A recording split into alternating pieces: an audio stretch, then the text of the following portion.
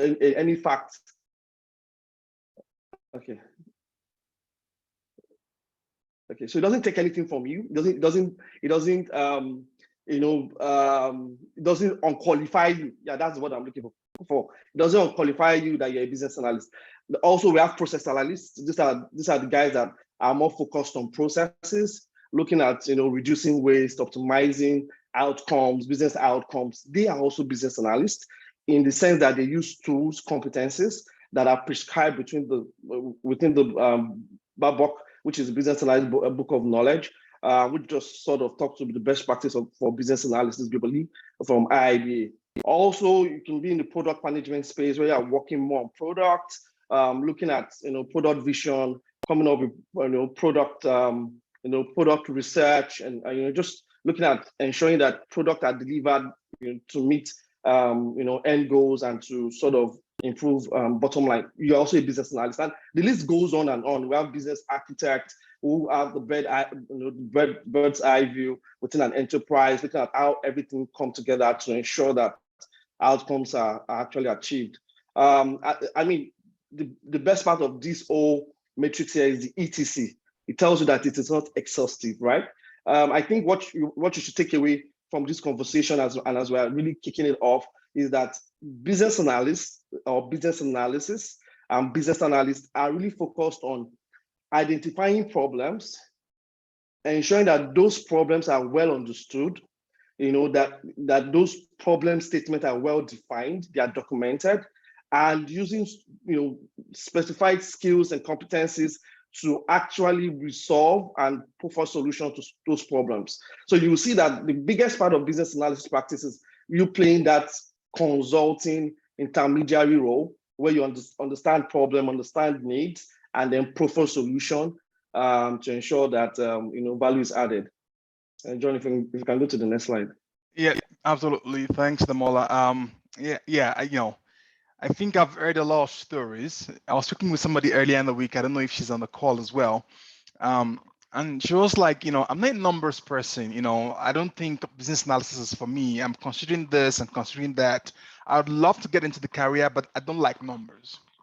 And I said, well, you have the wrong impression, basically. And this story right here is a good example, is a good analogy that would help you get the picture of business analysis.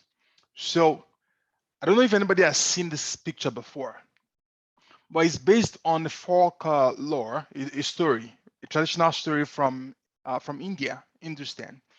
And the story was that there were 7 blind men who had heard about the elephant. Of course, there are lots of elephants in India.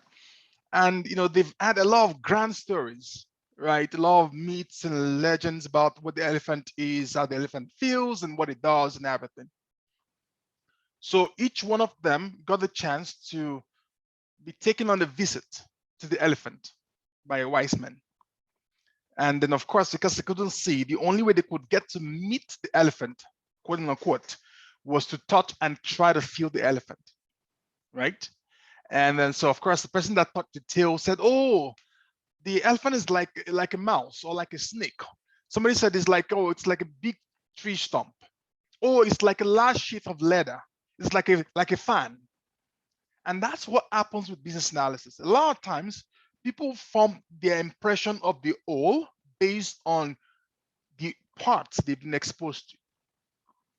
Now, so because we have a lot of folks who work as BAs in the tech domain, they go back and tell people that, well, business analysis is all about tech. Meanwhile, that is not the case. That is not true, right? And that's what we see here, that people's initial points of exposures form some sort of biases for them. And that prevents them from seeing the complete picture or gaining the complete understanding of what business analysis is. Now, the word of business analysis, the domain of business analysis is probably one of the broadest domains. So you see different people, probably start with a specialized perspective. Oh, I'm a business systems analyst. I help to translate business needs into technical views or models or requirements that technical stakeholders can understand. But that's not the only type of business analysis role that exists. Oh, I'm a product analyst. I take product requirements, I decompose them, I analyze them, I validate them, I model them. But that's not the only type of BA. Oh, I'm a HR systems analyst. I work with HR systems. I translate HR system requirements or HR business requirements into HR system requirements. Oh, I'm a market research analyst. So it's broad. And back to what Damola was speaking to before, the bottom line is that your claim to a BA career is defined by the things you do, not the job title that you bear.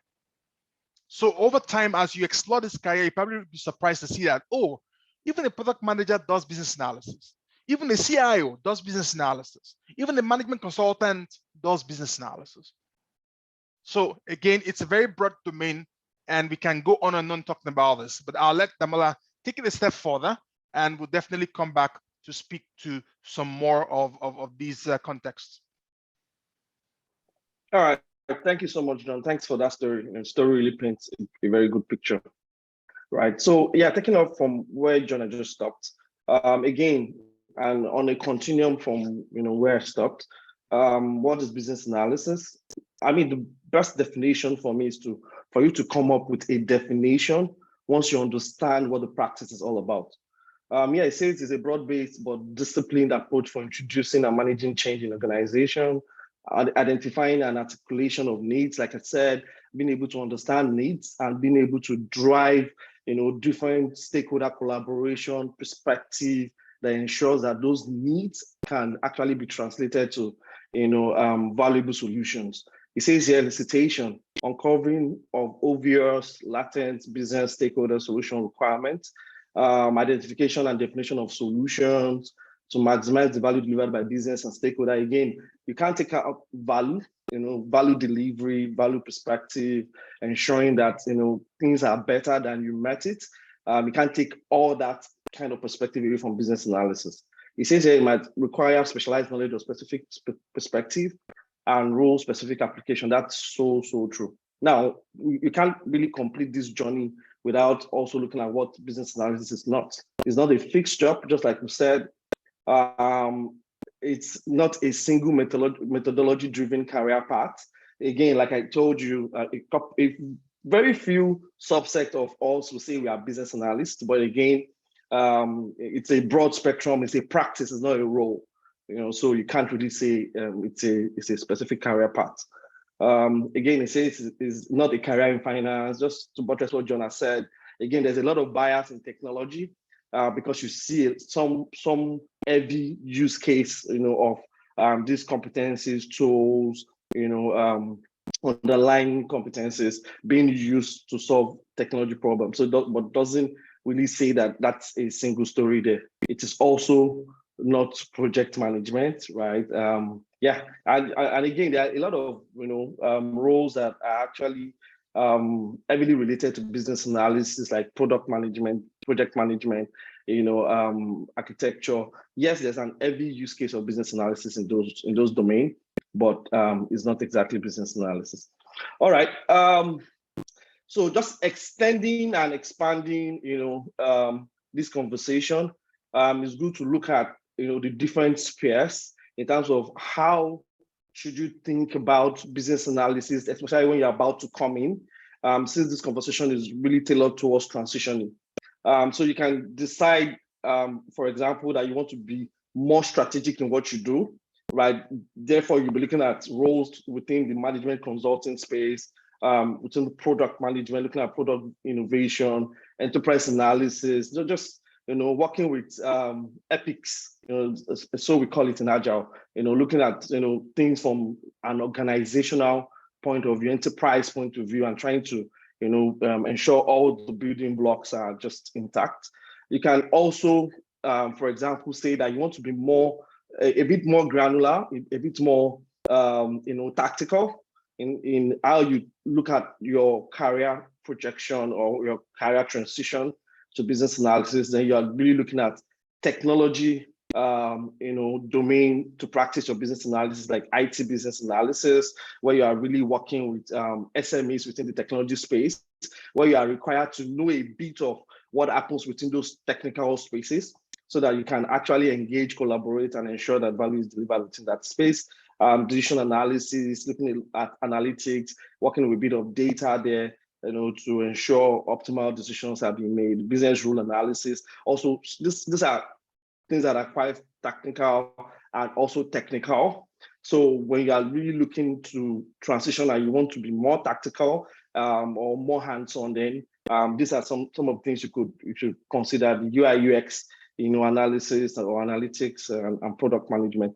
Also, there's the operational view, where you are more involved in the day-to-day continuous, running of, just put the right word, business continuity management and support, right? You're looking at, process analysis, where you're using, tools like the VSM, which is the value stream map. You're using SciPoc, which is, some of the process analysis tools used in manufacturing for process optimization. Also looking at product support, once the product has gone live, you're looking at, ensuring you're getting some form of metrics, to ensure your product is either being improved upon or properly maintained and all that. Continuous improvement, operational analysis. So these are like different moving perspective. Actually, you can have an overlap. You can be, trying to be more strategic, but also having some form of dotted line towards the operational analysis. It can be strategic and a bit tactical. So again, it goes back to, it's not one single role. What you find out today in the market space and in the corporate space is that you are involved in so many things, but you have your depths. So that's what it is. John, if we could go to the next slide. All right, bringing it home a bit more closer.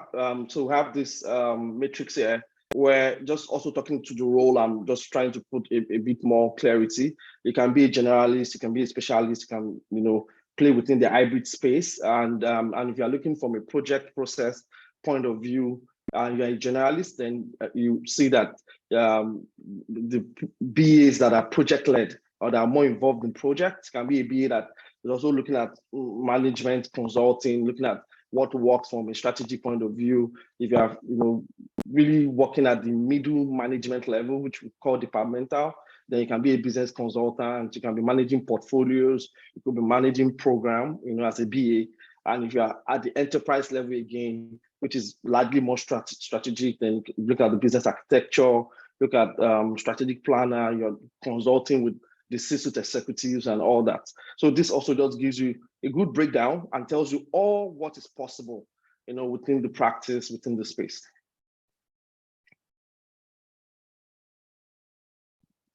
Awesome, thanks, Damola. I think now that we have laid the foundation for what business analysis is or is not, I hope it's clear enough to people.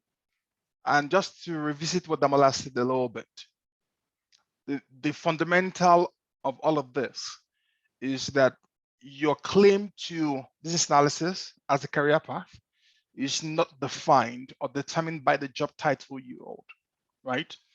If you apply defined business analysis techniques and tools and skills to help to uncover needs, problems, opportunities for any enterprise, organization, or unit or department or any entity, and you help to facilitate the journey of change to take them from the current state where there are problems or where there are unanswered opportunities to a future state where they have the solution or they have the needs met, then you're doing business analysis. It could be an enterprise-wide, it could be just focused on a particular product, it could be focused on a particular department or any other sphere. But the focus is that you are an enabler of change. All right. Now, so let's go a bit into what can the journey look like? Because I see a lot of folks, I see Manuel's comment here. He has a background in IT support, looking to transition into business analysis. I see Shei as well, as a background in administration, looking to make that same transition. So what can that journey look like? All right. So here, let's start first with this chart from the IIBA. Now, so what the IIBA has done, and the IIBA, for those who might not be so familiar, is the most recognized body, globally recognized, right, for the furtherance of this business analysis career path or domain altogether, right? With the body of knowledge and certifications and programs and curriculum and everything, to help govern the practice of business analysis. The International Institute of Business Analysis has this established. Now, so over the years, there had been too much focus on business analysis in the technology space. And yes, no doubt that the technology space is probably one of the biggest domains that enjoys or leverages business analysis for the development of solutions, but it's not the only one, right? So you see that there are different directions that a business analyst can go, right?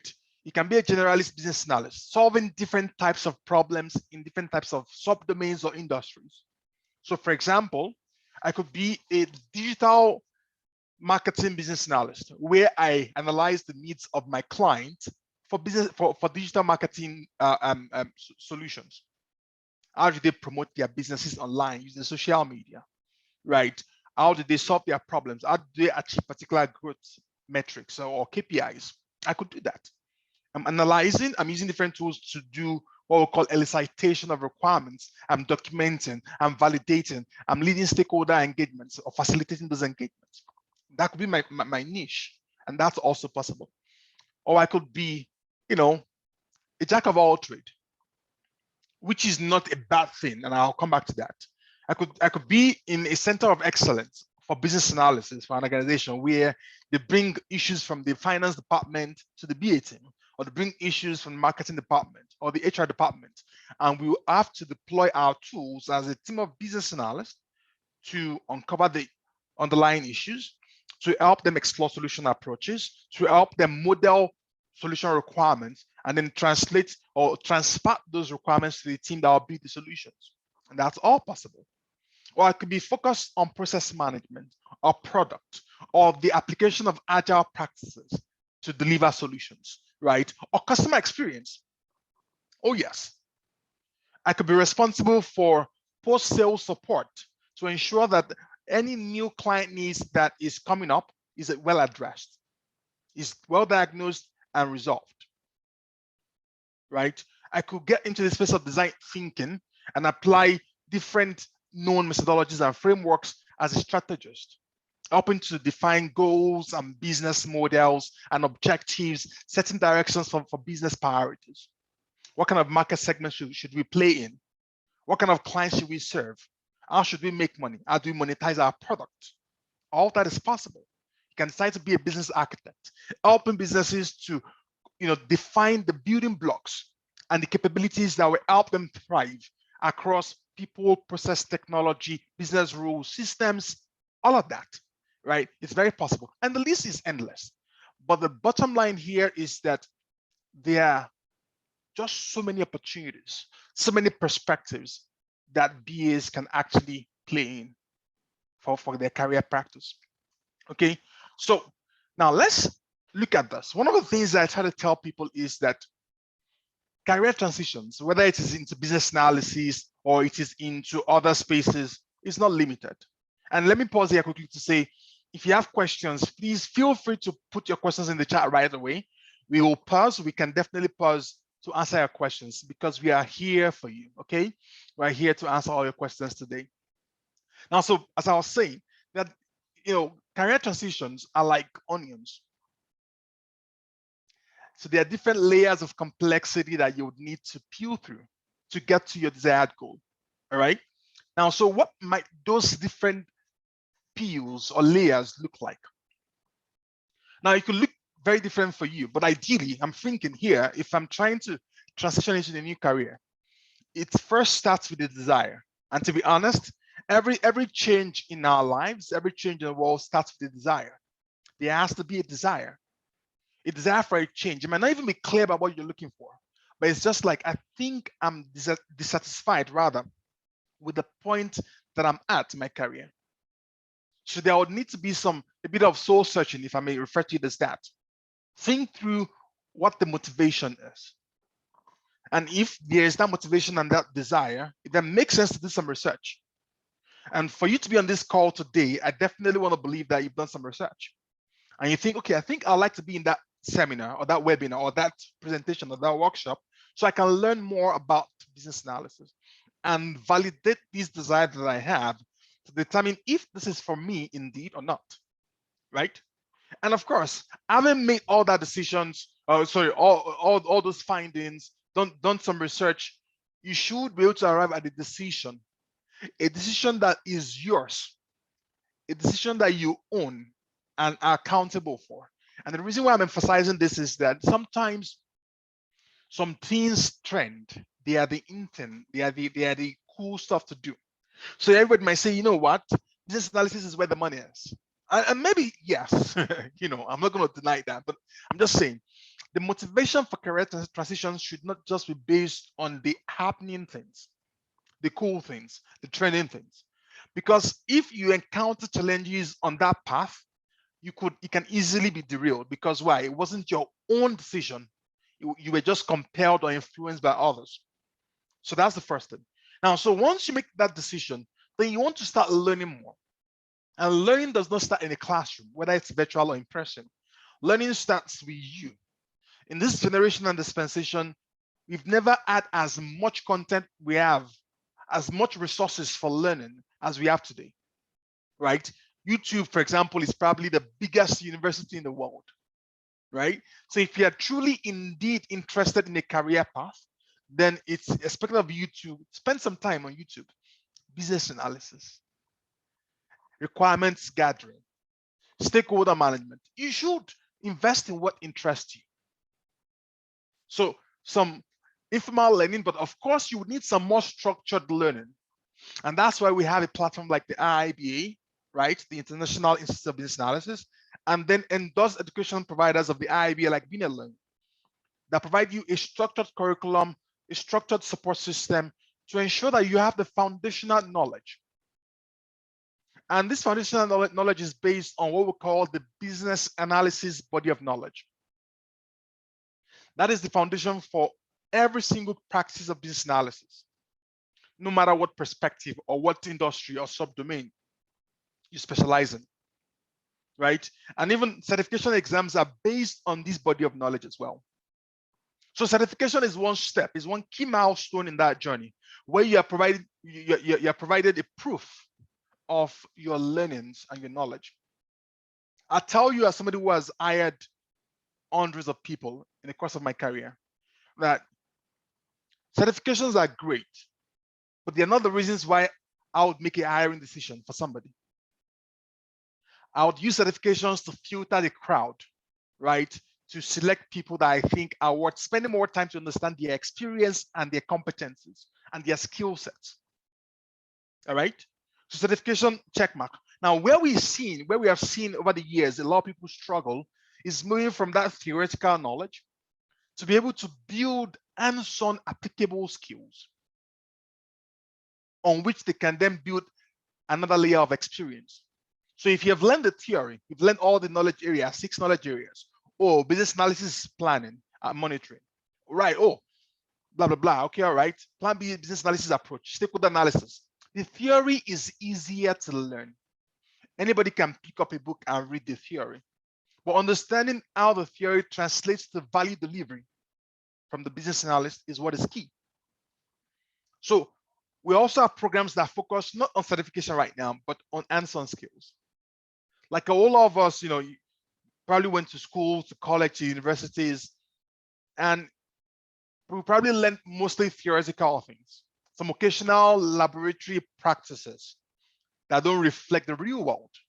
But what then happens? You get opportunities for internships and co-op programs so that you can get exposure to real world scenarios where you can apply your knowledge and your skills. And that is also important, right? We encourage people that are making career transitions to find opportunities for the application of the things they have learned. What this does for you is, number one, it boosts your confidence that, yes, I can do this. It also gives you a reference point that, yes, I have done this before. Because if I'm interviewing 2 people and they're like my only candidates, and one says, you know what, I think I can do this. And somebody else says, I've done this before, I know how it works. What's your guess? Who do you think I'm going to hire? Because I want a great level of certainty that my candidate can do the job as well. And I don't think anybody actually is embarking on this journey just to have a slew of certifications and say, I have MBA, PSP, ATB 1, 2, 3, 5, 2. No, you're doing this because you want to be employable and earn a living wage or more. Correct? So if your goal is to be employable and to be able to add value, then you must go way beyond just having the knowledge and the certifications. And then what else? How do you sell yourself? Resume preparation, networking, job search, interviews. How do you position yourself for opportunities? Ultimately, also matters. So that's why all of our coaches and our trainers, our faculty members invest in helping our community members with resume preparation and networking and job search and tips and interviews. And I know probably Tobiloba is going to come on, on board at some point soon, and she will share our experience how this works out for her.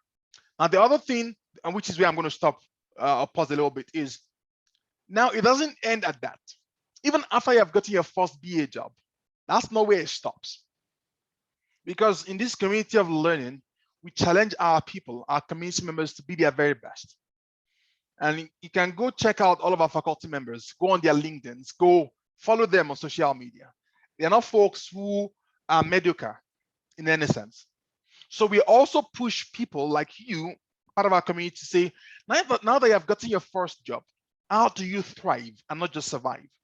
It is not enough for you to get that first BA job and think, well, I have arrived, let me settle. Right? Let me just lean back and do the bare minimum and just get paid 100K, because of course, maybe you're falling for the hype of 6-figure salary, and that's all you are pursuing. And then once you get the first six-figure salary, just like relax and you stop adding value. And of course, the day you stop adding value is the day your career begins to die ultimately. And that's not how we want to see things end for you. So continuous growth and competence development is where we tell people to invest. Now, if you look at some of the emojis on this slide before I stop and pass it back to Damola, you see that we have some stuff here. Now, the reason why we have those flags is that the moment you get that hands-on skills development wrong, every other thing actually struggles. Because of course, if the foundation is not well laid, the house will start to tilt and one day it's going to fall, right? So that's the picture here that I would like to paint, and I hope it makes sense to every one of you. And I think one more thing before I go to Damola, is that if there are ways to really define some of these highlights that you should consider, you must invest in your BA knowledge, your business analysis knowledge, whether personal development, self-study, or being in classroom. But I'll tell you that the people that I've seen thrive the most in these transitions are people that don't stop their development in the class. They learn in the classroom, they learn from their coaches and their mentors, but they also invest a lot of personal time into resources, because there are a ton of learning resources available to us today. And if you're able to make the most of them, your career will take off. Would you just be flying and sailing smoothly? All right. And of course, the other part is that a lot of you folks here have done business analysis before. You just might not realize it. You might say, well, my career has been in business administration. Okay, cool. Have you ever had to look at some problems within the administration space? Or why does it take so long for our clients to get onboarded? And you probably were tasked with the job of uncovering the issues and speaking to the clients and validating that our assumptions are actually true about the root cause of such delays or slow turnaround time, whatever that is. That is business analysis. Or you've been part of a market research. You've crafted a market survey. You've extracted insights and made inferences based on the results of the surveys. You've done business analysis before. So we must be able to identify those opportunities in our career and our experience where we have done some form of business analysis before. And that can be a point of leverage for you. So that when you go to interviews, you don't just speak as if you've never done business analysis before, because you have, you really have, right? And so identify those leverage points and then build a personal roadmap. One of the things we do, which Damola will speak to at some point later on as well, is that the hand-holding that learning provides includes the provision of a roadmap. which you have to take ownership of at some point, definitely. But we show you what you can actually achieve and what those milestones in that journey will look like. And then once you have all those things together, you have your knowledge, you have your certification, you have the hands-on skills, then looking for the right opportunity by networking, ensuring your resume is on point are key things that you must do as you go on. Okay, so I'll pass this back to Damola, and Damola will speak to the business analysis certifications as well. All right, awesome, John. Very interesting. Thank you for those insights. Okay, so at this point, I'll just talk through some of the direct information from IIBA. John has explained who IIBA is or what they are about. So we'll just talk through the certifications and then talk through some of the metrics. There's a report that IIBA releases from surveys that they do yearly, and just so that you are aware also what is happening within the global space for business analysis. So starting with the strata of certification. So if you're coming in and you really want to just grab the fundamentals, grab the basis, and then you want to grow gradually from there, you can consider the ECBA, which is the entry certification in business analysis, which really just talks through the fundamental of business analysis, and you don't need to have any experience to go for that certification.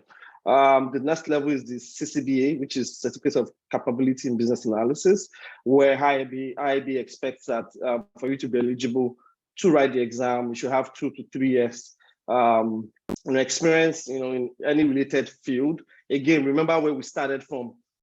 Business analysis is not a role; it's a practice, it's a spectrum.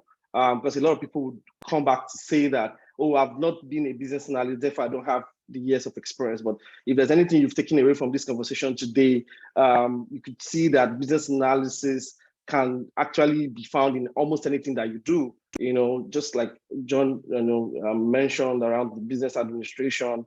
If you look at what you've done critically, you will see that some of the activities, some of the tasks that you've completed are actually heavily related within business analysis. So therefore, you can be eligible if you have 2 to 3 years experience in roles, in field or domains that are closely related to business analysis.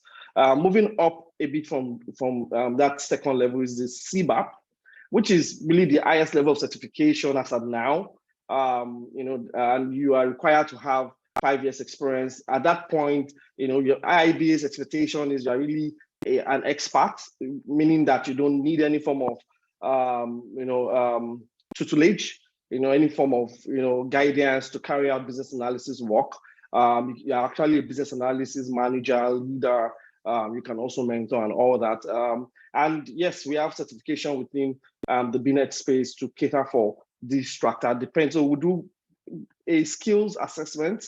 Would engage you, understand where you are on your journey, and we're able to fit you in to what works best for you, and then we handled you and just throughout your career journey to achieve those goals. So that's what it looks like from a certification perspective. Now there's the one in the red circle, and it's intentional. Is the CBATL, which really, John, I think is on hold for now. I don't think So it was proposed. That's okay. Yeah, okay. It was proposed but suspended. So the idea, the reason why we kept that, for now, the reason why I kept that still here is that there's a level you can get to. Some professions will call it the fellow level. So there are people who are able to craft and influence the direction of the body of knowledge altogether. So the intention at that stage, when the IIA came up with this, or was considering this, was to ensure that there is a recognition level that is not based on exams you can write, but based on the depth of your expertise and how you're able to influence the world of business analysis altogether. And so maybe they might reconsider this and bring it back, but it's not going to be driven by any exams in any case. Correct. Thank you for that. All right, so this is just talking through some of the metrics out there, why you should consider certification. I like the perspective that John brought in earlier, where he said, I'm not going to hire you because you have certification, but it puts you in the door. It gives you leverage. I'm still going to go ahead to, check that your competencies, your skills, your experience match the role. But I mean, you survive that filtering funnel stage, basically. Yeah. Just talking through some of, what the numbers are within the space. You can see here. So this data or this metrics here is from the latest yearly report from IBA. Which basically IBA just engages and certified professionals and tries to get the feedback, and then they push out a global report. So you can see that for people who are certified, there's a 26% increase in their earnings. These are for professionals that are certified. We have lots of professionals. I know a lot of people within my circle of influence who are not certified, but they are also business analysts, and we're not going to take anything away from them. But again, these are some of the advantages. Okay, it says here that 14% growth percentage between 2014 to, so just looking at what the growth is, what the focus is on business analysis as a practice globally, we've seen that steady increase in, people, organizations hiring for BAs, seeing their value, putting some form of investment intentionally into the space. Looking at some of the, metrics here also, it says here, 65% of business analysis professional report being involved in digital initiatives. So what they're trying to say here is that once you are spotlight yourself within your organization, I've seen people within some of the organizations that I worked in that because they have the certification, though they were working in some other departments and supporting like projects, because now they have the certification, they were considered, highly eligible to take up some more critical roles, because now the organization can trust them, because now you can show that you understand global practice and stuff like that. So yeah, they're saying, a lot of business analysts that are certified are, involved in digital initiatives, the organizations are trusting them.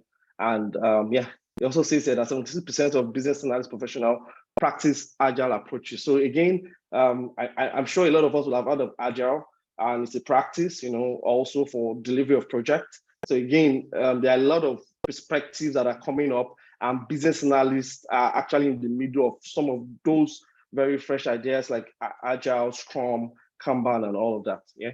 So John, if you can go to the next slide. Okay, so again, this really just mirrors what I've just said in the last slide, where you can see the eligibility per the certification structure. So for ECBA, again, you don't need to have any experience. Your classroom, engagement is just 21 hours. Once you have that from, we are endorsed educational provider. We actually have a premium, accreditation with IBA. So if you come and we train you and you have that 21 hours, you are able to document that and then go ahead to write the exam. For CCBA, also 21 hours, but again, you need to be able to show some work experience there, show some knowledge in the field, then put that document together. There's an application process where we also just handhold you, you get your application in, and then you're able to write the exam. After some study, after training, you do some personal studies, go do a lot of research, then you're able to write the exam in shortest possible time. Then the CBAP, again, you can see the levers there, 35 hours in terms of classroom engagement, and then the other eligibility criteria there, put them together, document them, going for your application is approved, then you are able to write your exam, once you're ready. So Damola, we have a question from Sheyi A, and it says, how do I know exactly the best fit for me? I see a citation every time. Could you kindly expand on how to develop that skill? So to answer that first part of the question, Sheyi, one of the things we do with the coaching pre-bootcamp or pre-training is to assess your skills and your experience. And that would help place you at the right level of certification using some of these criteria that are listed on this board. All right. So, but of course, the definition of fit is better off in a one-on-one coaching conversation, right? Pre-training, before you even make any commitment for certifications and all that, will just help you identify what kind of experience you have and where you fit, right? And then elicitation. Elicitation is probably one of the most fundamental skills that a business analyst needs. And to be candid with you, I bet you that you have done elicitation before.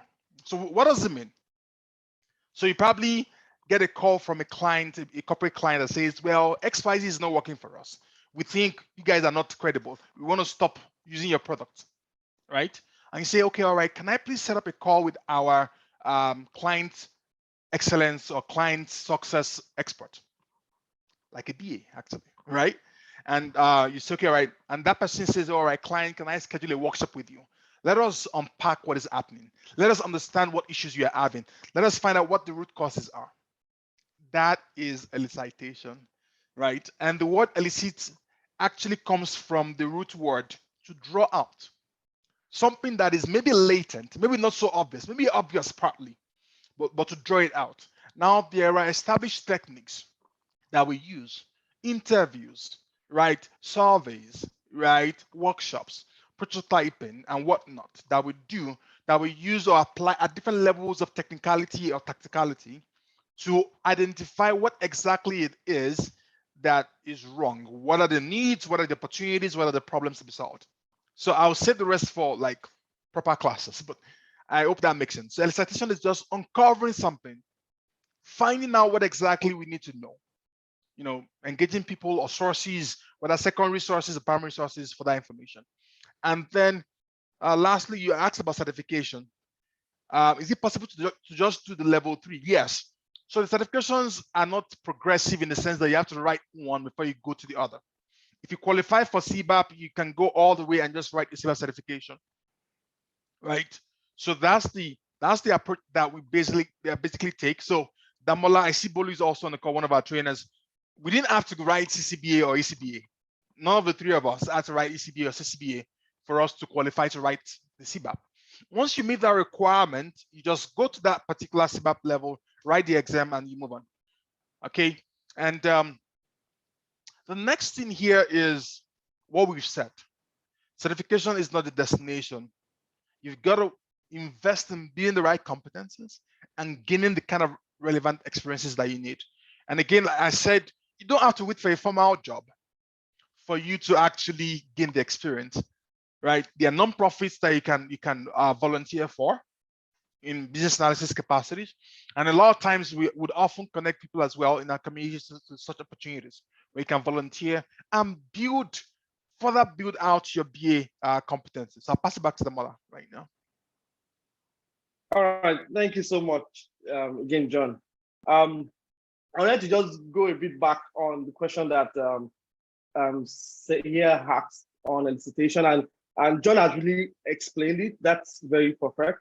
But I want to use a story to just also buttress what elicitation can look like. So there's this story about a lemon, 2 girls, and the lemon seller, right?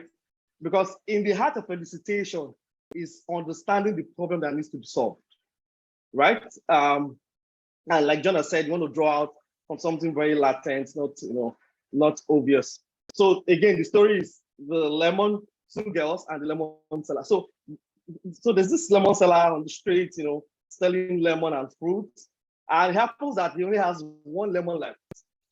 And he had 2 girls approach him the same time, wanting to buy the 1 lemon, right? And there was a lot of back and forth because the ladies were claiming, right, you have to sell it to me, you have to sell it to me. So it was a bit confused. Who do I sell it to? There was a back and forth. He tried to persuade, but it wasn't going to work.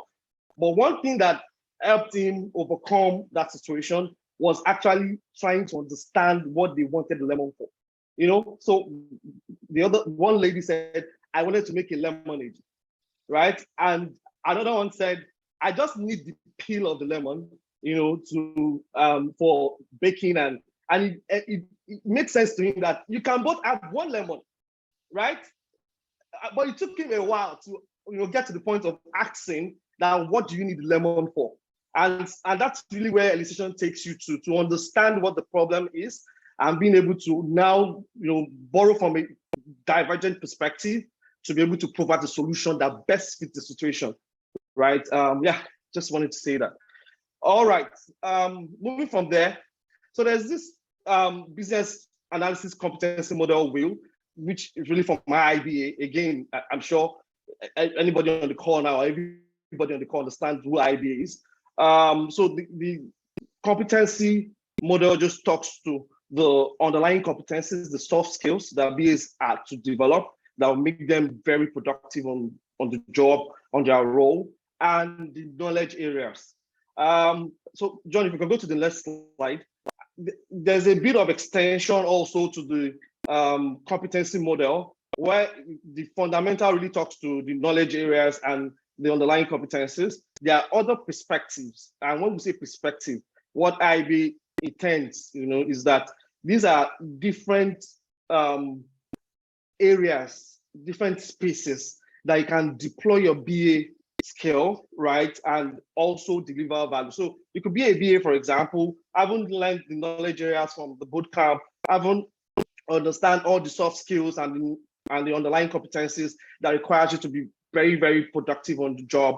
You might be tasked to deliver products, processes, projects within the agile space, for example. How do you go about that? That's what the competency model talks to. You can also understand, have those soft skills, know the knowledge areas, but you are within the technical space to deliver technical capabilities, product, projects, and a couple of us that have one time or the other gone to search for jobs or openings. You will see that there are some roles that are largely technical, right, within the BA space. Some are largely strategic, meaning that you can take these skills, take the underlying competencies, and deploy it within different perspective or space. It can be business architecture, again, where you're more strategic. It can be in business intelligence, where you're using a bit of data analytics, to understand, report, to drive decision making for optimal business outcomes. You can be looking at processes, like we said earlier, and you're looking to either reduce waste, optimize,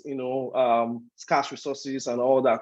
And there's also business data analytics and there's cybersecurity. Now, one thing that IB has done in recent times, say 2-3 years backward from here, is that they've been some supporting certifications where BAs can actually go into that sort of mirrors the new entry space, that are the new areas that BAs can actually find themselves more effective, like the cybersecurity. There's a cybersecurity certification.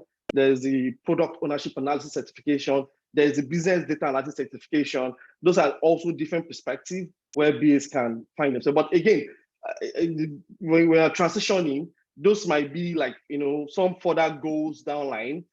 Start again from, the very, very first step, and then you would actually, it will be clear to you where you want to pitch your net and where you want to actually, look to plan your career line, your career journeys on. A quick addition, Damola. So 2 things. The first thing is, if you look at the right, you see those underlying competences. You see behavioral characteristics, things like integrity, right? And people skills show up there. You see business knowledge, you see communication skills, you see interaction, tools and technology, analytical thinking, and problem solving. Those underlying competencies are not peculiar or unique to business analysis. And they are also a major determinant of your success as a business analyst rather. Correct. So the point I'm trying to make is that a lot of you folks would have what we call transferable skills. If you're very good with tools and technologies, if you have very good writing or verbal communication skills, if you have a very good knowledge of the business domain, let's say you've worked in a bank for 15 years, you understand banking procedures and processes and policies and business rules. That is a major leverage for you to just slap on your BA skills and you can speak to banking problems more than somebody else who has only worked in the oil and gas sector for 10 years. Now, so in your career transition, do not undervalue those transferable skills. They can really be the major fulcrum or leverage for you to really succeed as a new business analyst. All right, so I'll just stop there. Back to you, Damola. Awesome.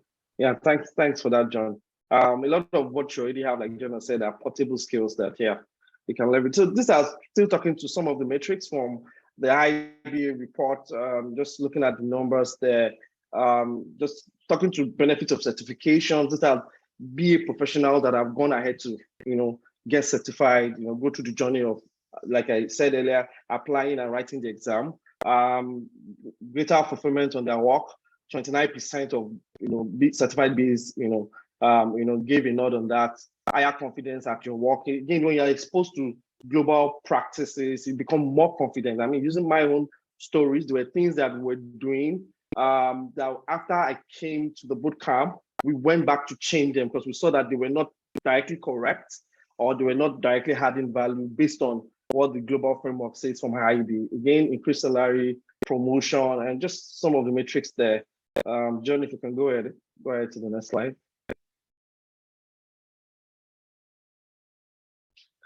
So this also talking to some other metrics around, roles, career opportunities within the BA space, looking at the level of education across continents for people who, decide to go ahead to get certified. The average years of experience. So again, you can say, oh, I have no experience, but there are people who have less than 2 years experience and they have joined the community of certified BAs, right? And you can see them there, 20% of that, 2 to 5 years, we have 25%. People that have 6 to 10 years experience, we have 22%, and then you can see all the roles in terms of, so again, this question comes up a lot of time that, oh, how do I advance? What are the career paths? So you can see that there is actually a clear career path when you come into the BA space, and you're not even limited to one career path. Again, talking to top industries where BAs have found opportunities to work. We have information technology, 27%, banking, finance, insurance, 25%, healthcare, pharmaceutical, government. Again, I've seen BAs even in legal, in HR, and they are BAs and they're very well active and very well productive in that space. And then looking to what we can earn, the possibilities. You can see the numbers across manufacturing, government, consulting, healthcare, transportation, etc. Yeah, I was going to say that we cannot speak about career transitions without understanding the motivation that finance provides as well. Let's face it. You cannot say, well, I just love to identify customer problems or pain points and provide solutions. That's just big grammar, all right? Let's face it. Now, the earning potentials in business analysis are huge, right? And they're not capped. And so these are averages, basically, right? And in USD. Now, there are folks who earn a bit lower. Entry-level BAs earning like 50 grand or 60 grand. There are folks who earn much higher. There are very experienced business analysts who have specialized in particular domains and added business architecture or added some agile practices and some other skill sets and are earning 150 grand per year or more, or even much more. So if you say, well, I'm going to specialize in product management, I have my BA background, let me add a specialization to it. You can take that, a notch higher and go to 200 grand a year, right? But the bottom line is that as much as the financial benefits are great, that should not be the major driver or the only driver. You must be clear about how you're going to be adding value consistently and progressively. Otherwise, you might just wake up one day and realize that you've been done away with and your job is gone. All right. Back to you, Damola. Cool. Okay, so I think I'm awesome going to speak a bit quickly to the training and mentoring program. Okay. Just realize that now, so we've been doing this for several years, and a lot of folks have also gone through this Binet learning development model that we keep iterating on and refining and upgrading. And the focus is not just on creating like a manufacturing line where we're just pushing out certified BAs at the highest speed so that we can make money. And I say this with all like lots of consciousness in my mind that the major driver of the existence of being a learning, rather, the major reason for existence is not financial rewards or returns. There's a desire, there's a sincere desire in our heart to help enable people to grow their careers. We've had a lot of success stories. I don't know if Tobiloba is on the call, but you're going to hear from somebody very soon who has gone through this journey as well. But the point I'm making is that we are very thoughtful about the programs that we roll out. We're very thoughtful about how they enable you to succeed, right? So getting on this journey with business learning starts with a needs analysis, because there's no one size fits all in this journey. Because some of you have different skill sets and experiences and everything. So we got to understand what exactly your needs are, where you're coming from, so that we can help you craft the appropriate roadmap that fits your unique position or situation, right?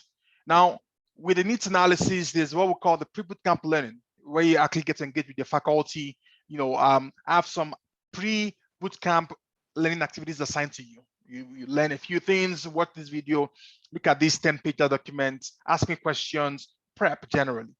And then you get 48 hours of the Babok-based bootcamp. This is IIB endorsed, this is validated and verified and proven. And then after the bootcamp, we have the virtual study groups, which are like tutorial sessions, working with your peers who are also preparing for the certification exams, to validate your understanding, to take test questions, to reinforce your level of preparation or readiness for the exams. And we have seen very high levels of success in the exam so far. Last year, we had 98%, and we were at 100% up till around, was it November or October, Damola? Right. Of course, we see occasional failures. November, right? Okay, yeah. So we're at 100% success rate until November. And this year has been a clean track record up till now, right? Well, hopefully it's a clean slate all the way through the year. Now, so the study group has been very effective, all right? And then once you're certified, then we also have the job market preparation and support through the hands-on training program, where we look at real-life applications of tools and techniques. At this point, we've stopped talking about the theory of the Babok. We're talking about the application of process mapping, process analysis, using modeling tools, using engagement tools, from Visio, Lucidchart to Miro, right, to Jira and Confluence, all those tools, Power BI or Google Data Studio, all those tools that might be effective and help you increase your chances of finding a job. And not only finding it, but being effective at that job when you get it. And it doesn't stop even when you get a job, because of course we help you with resume preparation, interview preparation, and all that. Even after you get a job, our faculty are still there. As we speak, there are people that are probably assigned to different coaches for on-the-job support as well. So all of that is in place to ensure that you are truly a success with this career transition altogether. And so timelines are basically what this page shows here, right? We recommend that everybody gets this chance for a one-on-one conversation about what their goals are. So roughly 30 minutes you spend with a coach or a training manager and all that to assess your needs, right? And then you sign up for a boot camp. We ideally recommend that people sign up early so they get a chance for, in the worst case, 2 weeks of coaching pre-boot camp, where we guide you, prepare your mind for the training experience altogether. And you spend 6 weekends in the boot camp, weekends, right? In most cases. And then from the boot camp to the study group, and then to the hands-on training. That is what that looks like at the eye level. And I know you might have questions for us. We are here to answer all your questions, and we can also schedule some other calls with our team members to get you through all the questions that you might have. So basically, coaching and certification bootcamp, virtual study groups, and hands-on training for job readiness. That is how we approach this all together. So let's slow down a little bit, because there's so much information we are loading you folks with.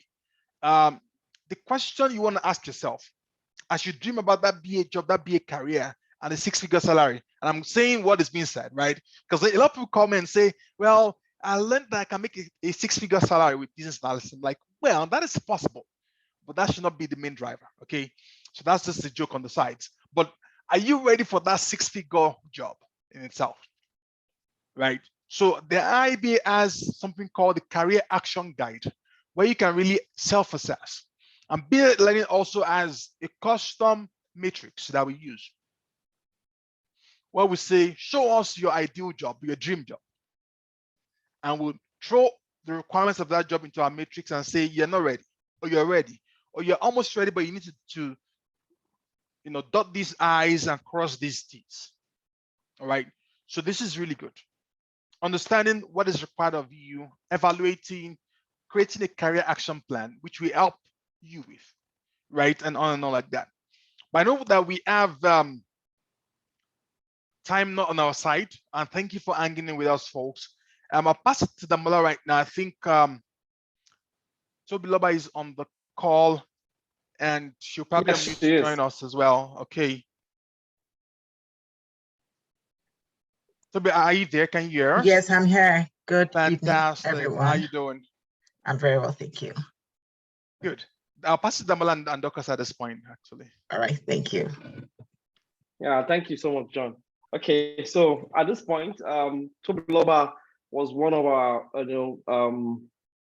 community members that had gone through the boot camp for business analysis, CBAP, and also gone through the hands-on. So she's going to share her experience and be telling you practical benefits and just what it entails. And I hope you are able to get a lot of insight from that. So I'll hand over to Dorcas, who would also just handle and engage Tobiloba for this session. Dorcas, are you there? Okay, yes. Sorry, my bad. Hi, Toby. It's great to have you in this session. So I'll just say maybe just you could start with just a brief share your background, right? Were you always doing business analysis, or where did you start from? All right, thank you, everyone, and thanks to the faculty, John, Damola, Dorcas. It's nice seeing all of your faces again.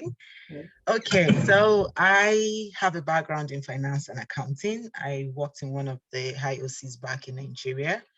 And yes, I've had about 10 years experience in finance and accounting. I remember meeting with Binet sometime in 2022. I was like, okay, I want to transit into business analysis when I eventually relocate to Canada.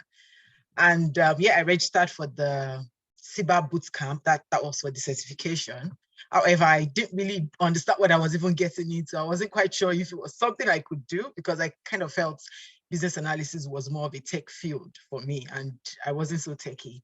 But having that first conversation with John changed my mindset. Like, we had like a 30-minute conversation, and I think you mentioned it, that you probably be having conversation with the faculty as well. So it kind of changed my mindset. And then, yes, I signed up for the boot camp, and Damola was the facilitator of that. I think it was July 2020 boot camp. And yeah, it was insightful. Damola was an excellent facilitator. And yeah, I passed my CBAP exam at first sitting. I can attest to it. With BNet, they have 101% pass rate, because I've actually referred so many people to BNet as well. And I've gotten good success stories from that too. Okay, that's awesome. So I'd say post certification, what has the experience been? So if you had from what you said, you had the let me say working experience, right? So after the certification, did you notice a difference, right?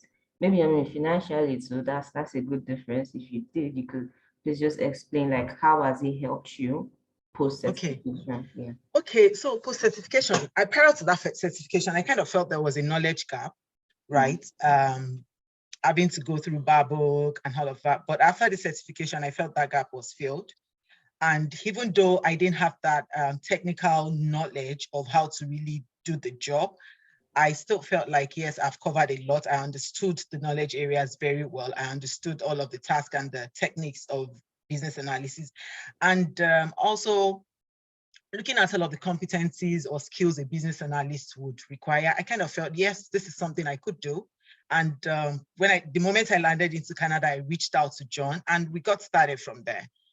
And yeah, okay, let me just stop. Maybe the next question would be okay. That's fine. I think one more question I would ask, I'm sure probably people on the call will be curious to know. So after your training, right?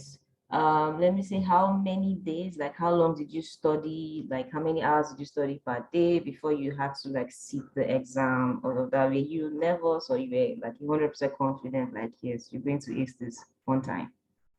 Okay, so I'll give this to Damola. I don't know. After the CBAC bootcamp, I told Damola, one of the feedback I gave Damola was, Damola, I don't know how you do it, but it was just as if you sliced my head into two and you just tucked in the whole of the bar book into it. Because I was actually struggling to understand, okay, what is this knowledge area talking about? But meeting Damola is just so, I don't know how to explain it. I mean, he's so talented when it comes to this business analysis, right? So, yeah, for me, I felt, sorry, I think I lost my thoughts. For me, I felt, yeah, the BNet bootcamp actually opened my mindset. And yeah, it helped me to really, really get prepared to begin to search for the job.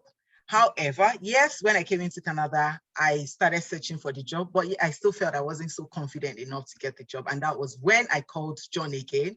And I said, John, I think I need it to join the hands-on practical experience program. And John said, yes, I think it's also a very good one for you to join so you can also have that competence. I mean, like you said earlier, the certification would probably even get you the job, get you into that door, get you in the job, but the certification would not help you retain the job. Okay. So, I mean, you have mentioned that you did the hands-on training when you got to Canada. How was that? How was the experience, right? Running through that training, it's being different from the exam preparatory training. Okay, honestly, I must steady here that business experience counts, no matter how inconsequential it may seem. And this is because business analysis is not restricted to a particular field, but it cuts across diverse fields, right? I got the job. I got the BA job, or okay, I was getting ready for interviews. I had the friend who has also passed through BNet who was handholding me at that point alongside with John. But yeah, I still felt there was still the experience gap, right? I needed to understand how I can apply all of the knowledge areas, stacks, and techniques I've learned in the bar book in an enterprise situation, an enterprise setting. And with the BNet hands-on practical knowledge program, it was actually, maybe let me use evolutionary. I mean, I met lots of fantastic people. Bolu was one of our faculty members. They will take you through all of, I mean, you understand how to use most of all of these application tools. In that program, I learned how to use Jira, which is the task management in an agile environment. I learned how to use Confluence. I learned how to use Myroboard. And I remember on the very first project I got on, it was our kickoff date, and we were to use an event storming approach to elicit our requirements from the business. And I was meant to facilitate that. Yes, I was jittery. I wasn't so sure I could do this. But with the knowledge I gained from the business, from the boot camp, immediately I put a call through to John and I said, John, do you know what? Thank you very much. Thank you very much. I was really glad I took that business analysis hands-on practical project. Okay, that's great. So how would you rate your experience, or like, let me say, how did you go about getting your first BA job? Okay, so with regards to getting the first BA job, you want to transit into business analysis, it doesn't really stop by you having the certification or even you joining the BNet hands-on practical bootcamp as well. You still need to, like John said, BNet provides resume preparation. You need to be able to prepare your resume to suit the job application, right? You need interview preparation as well. There were lots of times I did mock interviews with the BNet faculty when I'm going for an interview, when I'm preparing for an interview. They will break it down for you. They will review the job application with you and help you on those gray areas you need to touch on when you are being interviewed, right? So I think that kind of helped me. That gave me leverage. And I'll tell it to you, the first job you get interviewed for may not be the job, you may not get that job offer. But as you go on in it, you become more confident. Currently, I work as a senior business analyst. I didn't apply for a senior business analyst. I told John, I applied for a BA role. And when they called me for the job offer, they gave me a senior business analyst role. This was because of the knowledge I gained from the business analysis hands-on experience bootcamp.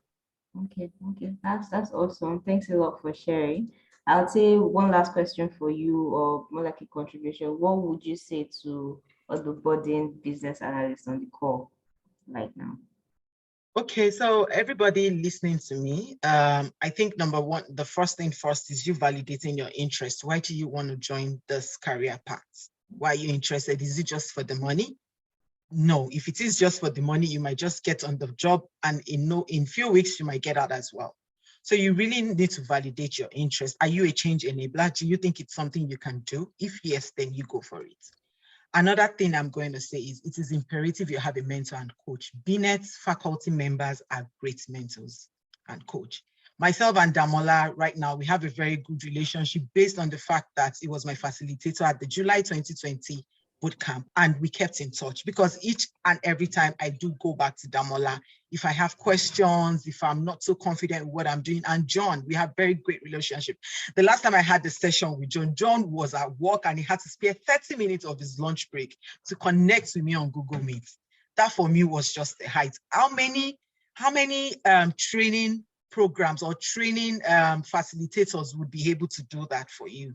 But with BNet, I mean, you are very, very sure of getting value for your money with BNet. Then another thing I would have to talk about is continuous improvement in your BA knowledge and competencies. It is very, very important.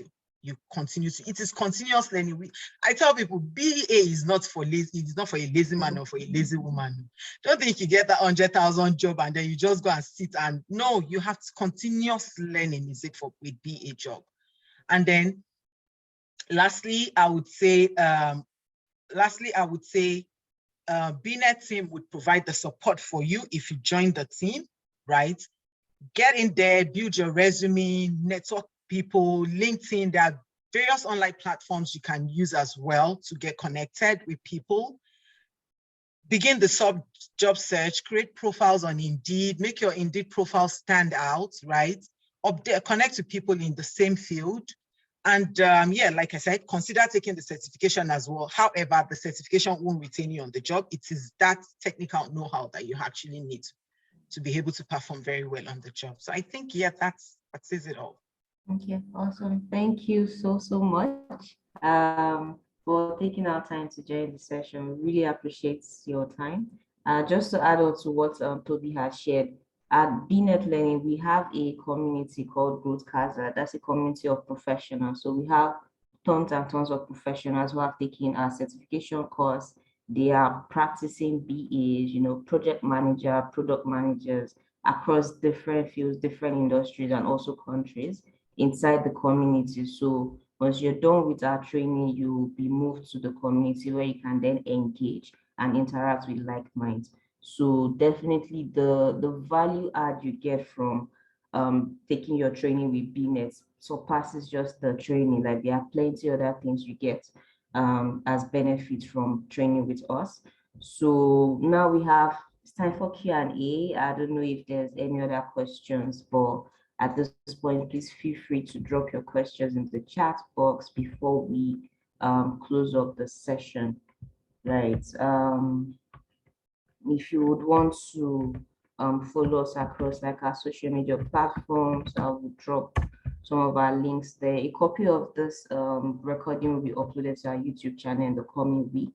Then more details about our boot camps and other service offering will also be shared with you in the coming week. So please expect our email, but please still drop your questions while we are here. If you're shy, we also dropped John or Damola's LinkedIn profile or email addresses, right? You can easily just shoot an email to any of them. We'll be willing and happy to help wherever we can. I'll drop, this is a link for a form. It's a feedback form. Please just take out just about a minute or two to just help us give feedback. And if you're also interested in joining the upcoming bootcamp, you can indicate interest on this form. So please do take out time to go through and let us know how we can help and how else we can just better serve you and make this journey to being a business analyst very seamless. Right. Okay. A quick comment, a quick tip, right? Right now. So Dorcas has shared a couple of links and stuff on the chat. You can just copy them, and paste them somewhere so you can refer to them later on after the call. Yes. And of course, thank you to Tobiloba. We truly appreciate this. You spending some time. And I was going to say happy birthday as well. Now that you're on the call, Thank you. I was told today's a birthday. Really appreciate you making out time regardless. I hope you had a great day so far. Yes, I have. Thank you so much. Awesome. So I think we answered the questions that came through, Sheyi, and yeah, I'm not sure if there are other questions. If there are no questions, yeah. Bolu, do you have any? I don't know if Bolu is in a spot to speak, but Bolu is one of our faculty members. Yeah, Hi, thank Bolu. you very much. How's it going? Yeah. Hi. Yeah, thank you very much. I'm so glad that we were, able to bring Toby on board. For me, I think referral is the most powerful thing. So it stops looking like we are just trying to blow our own trumpet, telling you all this. We want you to hear from people that have experienced it, so you will know that it's not just sales speech. It's actually experience. It's reality. You understand? We have not just the session, not just transition. We won't leave you even when you get the job and you need hand-holding for the first maybe few 1-2 days. How do I do this? They're telling me to do this. I need to be able to do it. Those kind of stuff. So that's one of the key things. So I'm glad you guys, joined up, and I hope you are all encouraged, to take this further. And I wish everybody the best of luck and success in getting the desired jobs. Cheers, guys. Awesome. Thank you, Bolu. Very well spoken. Back to you, Dockers. Okay, so I'll say we just take okay, sorry, there are some questions coming in. So John, I don't know if you want to do one for the Niger job market. So Damola can speak more to this, but I'll say this quickly. Correct. So I got into business analysis in 2008. Of course, my background is in comp sci or in IT, basically. What we saw back then, this is like how many years right now? 14, how many years? I can't calculate right now, but on the moment. But the idea here is that the opportunities then were in the whole lot. We had a few banks like Stanbic then, and the mother was with Stanbic at some point. Stanbic had the most robust BA practice in Nigeria because of the South African influence, and it was awesome. So all of us would go to our friends at Stanbic and talk to them about their practice and copy templates, right? This was like 2008, 2009. But in the last 12, 14 years, we've seen a massive evolution. And Damola, I'll pass it to you to speak more because you're in that space. You see it happening. You see how much of a hotcake you, for example, are, right? So. Correct, John. And you've not missed any of the words. So yeah, the opportunities are there. And the beautiful thing is that those opportunities are increasing per day. And I say this, what employers were considering as remuneration and reward for BAs 4 or 5 years ago in Nigeria has tripled, not just doubled, has tripled because they've seen that there's a value in someone that can connect all the dots, ensure collaboration is done, ensure understanding of processes, of solution can be put together to deliver value in a quick succession and a quick manner, looking at time to market and even growth to market. They've seen how BAs can wear multiple hats and all that. So I would say that the opportunity is here in Nigeria market. I'm in Nigeria here. I've worked in banking, in 2 different banking. I'm also, gradually exiting into a fintech. And yeah, the opportunities are there. And people that I mentor, that engage me, either on LinkedIn or through our community on Growcaster, they've been able to get massive opportunities within the BA space. In fact, literally just yesterday or 2 days ago, a company actually emailed me that they are looking for BAs, and they sent more like an eligibility requirement for us to send the profiles of those BAs because they want to start a practice of BA within their organization, an intentional practice, and there are pockets of all that even in Nigeria. So I would say yes, the opportunities are there. One, your own call to action is to make sure that you are eligible when the opportunities show up. And that goes back to all what we've said. Take the certification, do your research, continuous, professional development, like Toby has also re-echoed, just be on that journey, and the opportunities will always, catch up with you. Awesome. Thanks, Damola. I see we have 2 more comments or questions, or 3 actually. So we'll take those before we wrap up all together. So thanks, Titilola. Said good session. Thank you. So what's the estimate for duration of training time, and how much will it cost to join the training? So I'm not sure I'm in the best position to speak about the cost. I'm not as conversant, but Dorcas is here as well. So I'll speak to duration, and I'm going to bring back this particular slide. Now, not everybody goes from the certification bootcamp to Anson, because some people are already practicing but not certified. Okay, so they will only come for the 6 weekends of training. For the 6 weekends, it's ideally Saturdays 5 hours and Sundays 3 hours over 6 weekends. So 8 hours per weekend over 6 weekends, and that's how we arrive at 48 hours of training, right? And of course, outside of the classroom on the weekends, you might have different interactions on Slack and WhatsApp groups with your faculty and your peers in your cohort, right? And now the time required for you to invest in that journey is not just the 48 hours. We would expect that you're gonna have quizzes and take homes, right? That in the course of the week, you would revise what you've learned, look at your slide deck and your training materials, and do your quizzes as well, okay?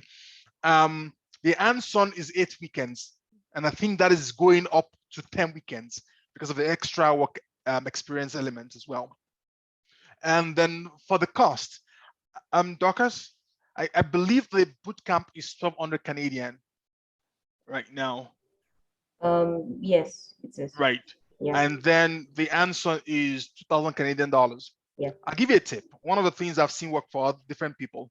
So if I'm interested in business analysis, I'm expected to pay $1,200, and I have 4 other friends that actually are interested. What do? I refer them, and then I get my referral bonus or commission, and then that reduces my costs actually. So if you're interested and you have 1 other friend, 2 other friends, and you think you're convinced that this is right for you, and you think you want to encourage them as well, that would help you reduce your cost because you get a commission as well on referral. And so I think that's the answer to the question about cost. Now, Sotistala also says that Scrum. So you hear a lot about Scrum Masters and Agile. Does one need to have working knowledge of those to successfully pass the CBAP? The simple answer is no. No, you don't need that. Now, what the business analysis body of knowledge does for you is that it exposes you to the different types of approaches, frameworks, and methodologies at the high level, okay, that can be applied to what we call the solution lifecycle, or in the technical space, the SDLC, Systems Development Lifecycle. And we have the traditional approaches, which are more plan-driven, and Agile falls more on the change-driven spectrum. And don't worry about all of these big lingos, right? You're going to learn about that later on. But the idea is that you get enough gist about Agile perspectives for you to pass the exams. Now, one of the things we provide our members we have a few free certifications in Scrum that we provide you access to if you want to, because there is so much adoption of Agile within different industries, right? And we encourage our community to have a very solid grasp of Agile as well. And we enable you with free trainings and certifications in Agile. So I hope that answers your question. Simple answer is no, it's not required for you to pass the exams, but you would get an idea of Agile and Scrum from the training as well. So that's the last question, because I think we're good so far. Again, I would like to really thank the team for putting this together. I know it's a long weekend here in Canada, and it is way past midnight in Nigeria. So big thanks to Damola and Dorcas, but I'll pass it back to you, Dorcas. Okay, no problem. So thank you everybody for joining. For the cost, I really want to say it depends, just like John has shared, it depends on the stage you are in your career. You really might not need the hands-on, you might not need the bootcamp, sorry, the CBAP preparatory bootcamp, maybe what you need is the hands-on. So I would say I'll drop a link to the form again. Please do fill the form, right? What we'll do is we'll book a session with you in the coming week to understand where you are at your career currently. Then we refer the proper what's the course of action for you, right? So please do take our time. Please just fill out the form. We'll be in touch with you in this coming week, or we're already in a new week as it is, right? So we are giving you what is really best suited for your career. So Yeah, thank it's a you. question, Docker. Sorry, just one Okay. last minute. So question was about the exclusivity of the 6 weeks bootcamp and the answer. No, they're not. In fact, what we ideally recommend for folks transitioning is a combination, that bundle that has the 6 weeks and the 8 weeks, but they don't happen back to back. So you might be looking at a 3 months journey or a 4 months journey or a 6 months journey, depending on how much time you invest into this. Because let's say you start the bootcamp today, you spend 6 weeks in the bootcamp, another 6 weeks in your virtual study group, right? So that's already 12 weeks, right? So that's 3 months. And you get certified. After 3 months, you join the hands-on 8 weeks. So it could take 5 months, but that does not mean that you might not get a job. Like Tobiloba got a job before the end of, in fact, before the start of her hands-on class. She was already prepped for all of those trainings and she got a job halfway through, right? So different folks and different journeys altogether. Okay. Thanks for sharing. Thanks for sharing, John. Okay, so I'll say we have come to the end of this session. It was a very good one for me. I hope it was very good for everybody else on the call too. So please do feel free to reach out to us if you might not want to fill the form. If you like, please hope you can fill the form. You can easily just shoot us an email to info@bnetlearning.com, right? And we'll really be in touch. We'd like to have a conversation with you. We'd like to see you in our boot camps and basically just really help you transition and grow in your career. Yeah, So and one more thank thing, you. Doctor, I think I keep Yeah. having one more thing.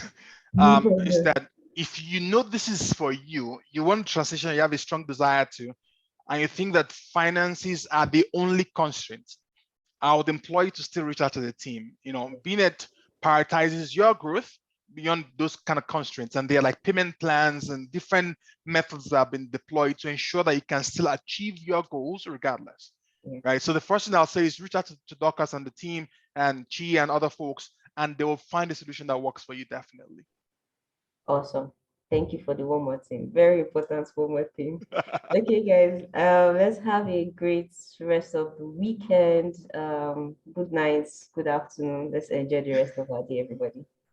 Bye, folks. Thank you Bye. for joining.